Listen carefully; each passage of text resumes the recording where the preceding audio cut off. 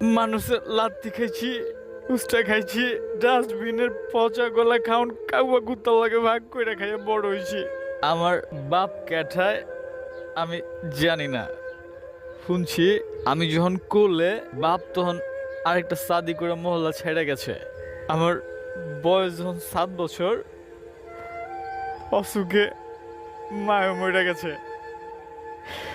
মহল্লার এক চাচা, আল্লাহ তারে ব্যস্ত নসিব করুক, ওই চাচা সারাদিন আমার দোকানে দোকানে সাহায্য চাইয়া মায়ের দাফনের বন্দোবস্ত করছে।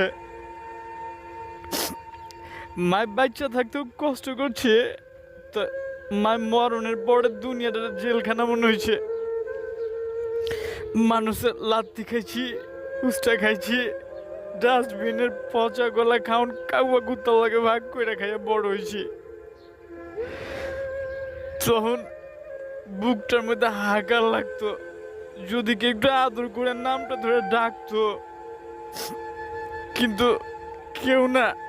যার কাছে গেছি সকাল বিকাল 3 বেলায় ঝাড়ু দিয়ে খেদাইছে। অহন তো বড় হয়ে গেছি, অহন কেউ দরদ দেখালে তিতা লাগে। মানুষের ভালোবাসা আমার সহ্য হয় না। আপনি কান্দাছেন গেলা?